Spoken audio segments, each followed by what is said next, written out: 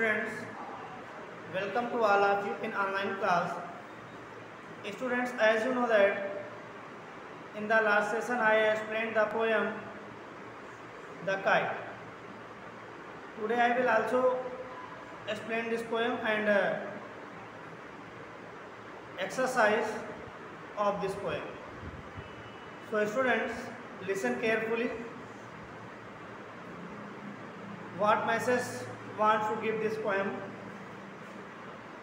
The poem is such type. Everyone wants to fly the kite. By flying the kite, what entertainments occurs?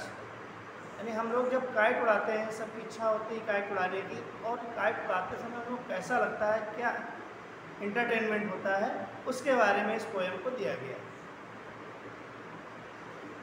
अब हम लोग poem पढ़ते हैं। How right on the blue is a kite when it is new. जब kite new होती है, blue होती है, बड़ी चमकदार दिखाई देती है। यानी कोई भी काइट अगर न्यू होगी तो बड़ी चमकदार दिखाई देती, अच्छी दिखाई देती है। With a dive and a dip it snap its tail. ये क्या करती है, जब हम इसको उड़ाते हैं तो इसकी जो टेल होती है, पूंछ होती है, वो डिप करते हुए ऊपर की ओर बढ़ती है, यानी इधर उधर लहराते हुए ऊपर की ओर बढ़ती जाती है। Then soars like a ship when only a sail. जब ये आगे की ओर बढ़ती है तो ये आवाज़ करती है। किस तरह से आवाज़ करती है?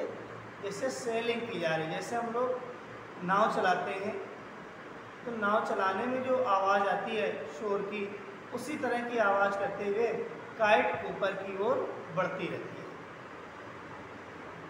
As over tides of wind it's light.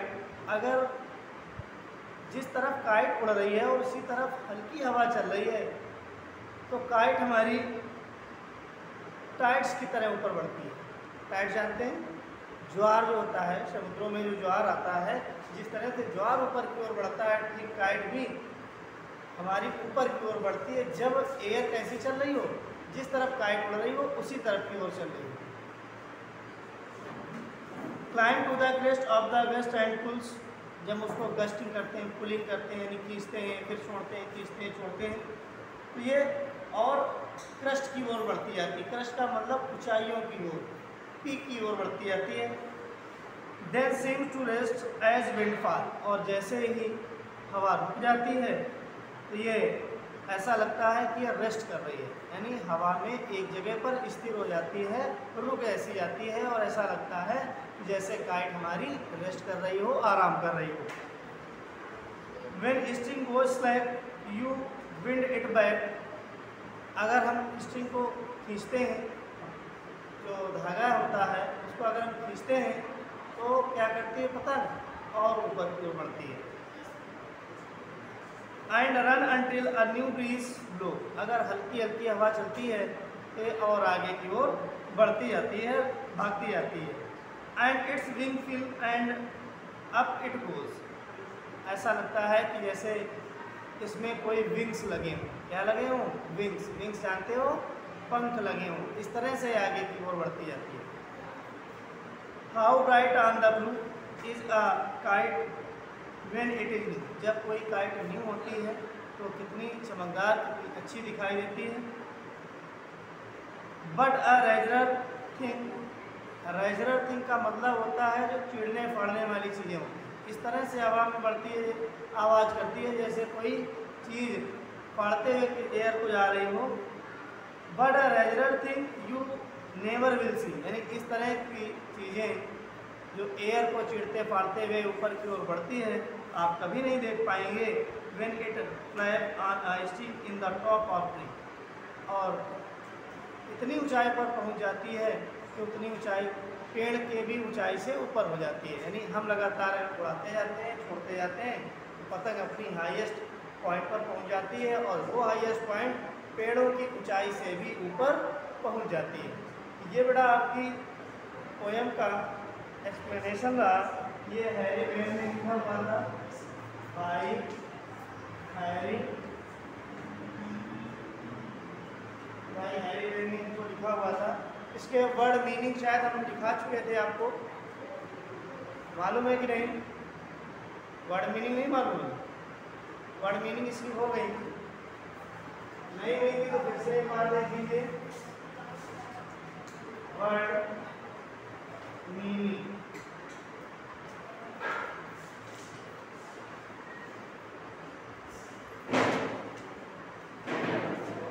देखो शोर, शोर क्या है? ये साउंड है, साउंड ऑफ शिप। इसकी साउंड है शिप की या फिर बोट की। इसके बाद स्नैप इट्स टेल। सेल का मतलब क्या होता है?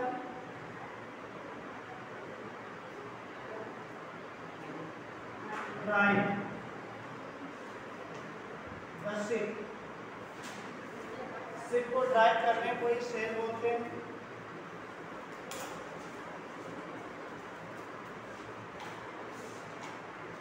क्रेस्ट लिखा हुआ है, क्रेस्ट का मतलब होता है पीक, ऊंची चोटी। स्ट्रिंग जानते हो? String, kite, flying thread. जो पतंग उड़ाने वाला धागा होता है उसको बोलते हैं कॉन्फाइंड थ्रेड या फिर स्ट्रिंग बोलते हैं। Razor, razor, razor, razor. Piercing things, piercing things mean चिढ़ने फाड़ने वाली चीजें। फिर फ्लैप, फ्लैप क्या होता है? फ्लैप, फ्लैप का मतलब होता है फ्लाई, उड़ना। इसके बाद नेक्स्ट वर्ड देखते क्या? नेक्स्ट वर्ड है टाइड। टाइड जानते हैं? टाइड वेव ऑफ सी। सी में जो वेव आती है, ज्वार जिसको बोलते हैं, उसको टाइड बोलते हैं। तो स्टूडेंट्स, ये आपकी रही वर्ड मीनिंग। वर्ड मीनिंग के बाद हम लोग बात करते हैं इसकी एक्सरसाइज, ठीक है? तो देखते हैं स्टूडेंट्स, आप सबके पास बुक है, उसमें देखो पेज टर्न ओवर करेंगे, लिखा हुआ है वर्किंग विद पोयम। पोम के साथ क्या दिया है, क्या वर्क करना है? पहले तो दिया list out the action word in the poem. इस पोयम में एक्शन वर्ड क्या क्या है उनको हमें लिखना है, यानी ऐसे वर्ड जिनसे एक्शन शो होता है। क्या करना है? List out action word. तो देखो कौन कौन से एक्शन वर्ड। पहला तो है डिव, दूसरा है डिप, तीसरा है स्नैप्स, चौथा है शोर, फिफ्थ नंबर है राइट्स। इसी तरह से देखो ब्लैक है, उसे भी लिख लेना है। Climbs, next pools,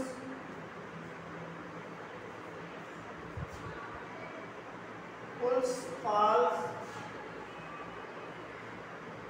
run, blows and flaps. ये आपके एक्शन वर्ड हैं, इसमें इनको ठीक से देख लीजिए, नोट कर लीजिए स्टूडेंट्स।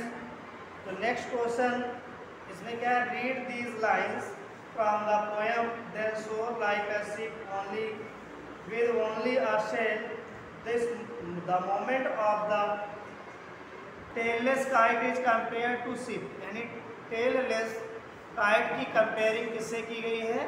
शिप से की गई है। With a sail, this is a called simile, यानी ये सिमली है। जहाँ पर एज सो लाइक का यूज होता है जिस पोएम की लाइन पे, वहाँ पर सिमली होती है। तो यहाँ पर कुछ वर्ड दिए गए हैं, उनकी कंपेयरिंग कैसे की गई है ये बताया गया है। नंबर में क्या बताया गया कि कुछ वर्ड इसमें दिए गए हैं, जैसे लिखा है ही रन्स लाइक, आगे स्पेस है, ही ईट्स लाइक, इनकी कंपैरिजन दिखाई गई है, इससे किसकी कंपैरिजन की गई है ये देखना है। Sings like, it science like,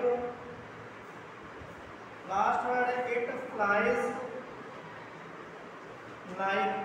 यानी इन सबके आगे स्पेस जो दिया गया है आपको यहीं पर वर्ड फिल करने हैं कि इन वर्ड्स की कंपैरिजन किससे की गई है। और जहाँ कंपैरिजन होता है वहीं पर सिमिली होती है।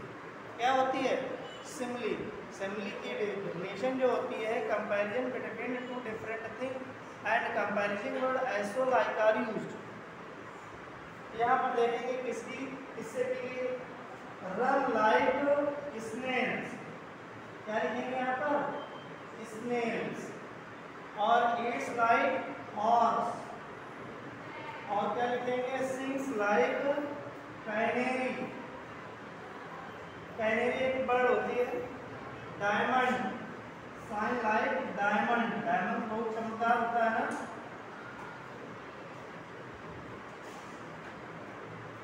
आई के बाद ये है डायमंड। फिर है फ्लाई लाइक बर्ड, ये आपका क्वेश्चन नंबर 2 हुआ। अब क्वेश्चन नंबर 3 की बात करते हैं। तो 3rd क्वेश्चन आपके लिए है, सुन लो। 3rd क्वेश्चन में क्या है, try to make a kite with your friend, collect the thing required such as colour, paper, newspaper, thread, glue, a thin stick that can be bent after making the kite, see if you can fly it। आप लोगों को एक work दिया गया, एक activity है कि आपको एक काइट बनानी है और काइट बना करके उड़ाना है। हो जाएगा? कर लोगे? ये एक्टिविटी भी करनी है, ठीक है। तो एक पहले काइट बनाओ, उसको हमें दिखाओ आके। आज की क्लास नहीं रहेगी। Thank you, have a nice day, take care of it.